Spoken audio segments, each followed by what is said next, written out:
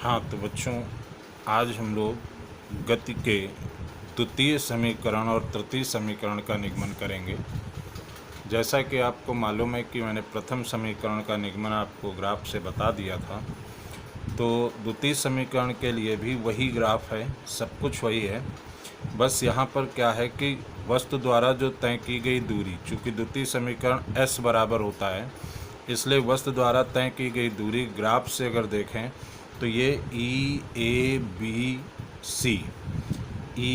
B C का मतलब ये और ये एरिया जितना भी आपको ये दिख रहा है, इसका जो क्षेत्रफल है वही दूरी को निर्धारित करता है। ग्राफ के माध्यम से अगर देखा जाए तो हम लोगों को इसका क्षेत्रफल निकालना है। तो दूरी बराबर, अगर आप इस ई ए बी सी को देख रहे होंगे, ये ई है, ये सी है, तो ये एक समलंब चतुर्भुज है और समलंब दो भागों में बट रहा है, एक ये आयत और एक ये त्रिभुज।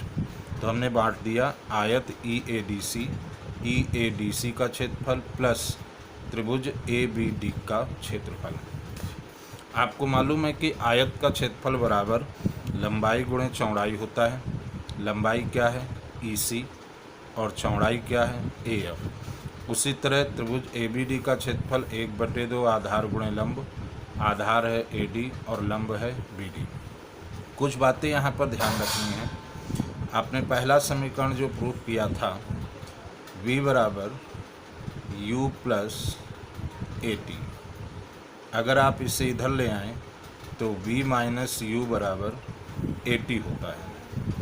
और ध्यान रखें यहाँ जो t है वो T2 माइनस T1 को t माना गया है। तो इन बातों का आपको ध्यान में रखना है और सॉल्व करना है।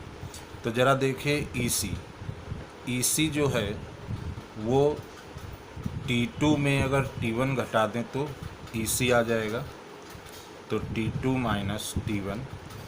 ए एफ जो है वो U है plus half A D T2 minus T1 जिसको हमने कहा था T, तो हम भी इसको T2 माइनस T1 ही अभी रख देते हैं। और बी डी अगर हम निकालेंगे तो आपने देखा होगा वहाँ पर निकाला गया था V माइनस यू। ये पूरे बी सी में बी सी डी को माइनस कर दिया तो पूरा बी सी जो है V है और सी डी यू है, तो V माइनस यू। अब वैल्यू रखें, इसको T कहते हैं, तो ये T U plus half T. और देखिए v माइनस यू बराबर क्या है? ए टी, तो इसको लिख दिया ए टी। तो s बराबर आ गया U T plus half A T square. यही गति का द्वितीय समीकरण है। शायद सबको समझ में आ गया होगा कि कैसे निकला।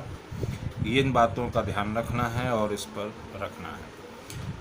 अब हम गति के तृतीय समीकरण को सिद्ध करेंगे।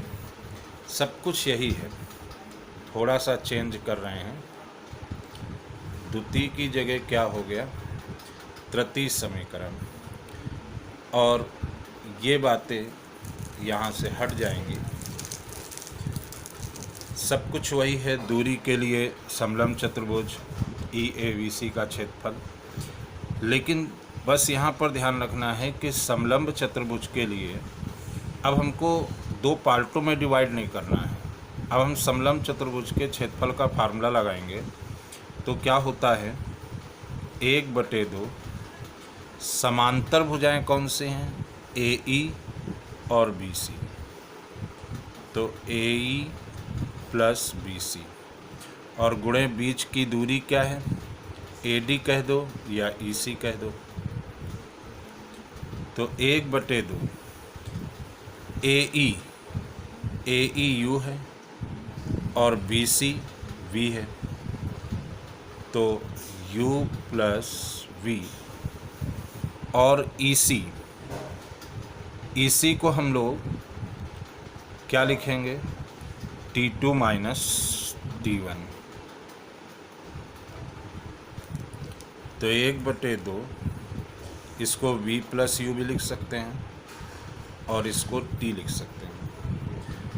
अब आपने ये फार्मूला पढ़ा है जो गति का प्रथम समीकरण था, V बराबर U प्लस AT, तो AT बराबर V माइनस यू, तो T बराबर V minus you upon A। तो इस T की जगह पर हम क्या लिख देंगे, V minus you upon A, और ये S चल ही रहा है तो ये समझ में आ गया होगा। अब देखिए हम क्या करेंगे, S बराबर V plus you V minus you A square minus B square, तो V square minus you square upon 2A अपान 1 करके अगर हम क्रॉस मल्टीप्लिकेशन करें तो V square minus you square बराबर 2AS, तो V स्क्वायर बराबर माइनस का उधर गया प्लस हो गया, तो V स्क्वायर बराबर यू स्क्वायर प्लस 2AS। ये आ गया गति का तृतीय समीकरण। तो इस तरह गति के तीनों समीकरण आप लोग समझ गए होंगे और इनको रिवाइज करिएगा कर करके, फिर कोई प्रॉब्लम हो तो हमको बताइएगा। Thank you.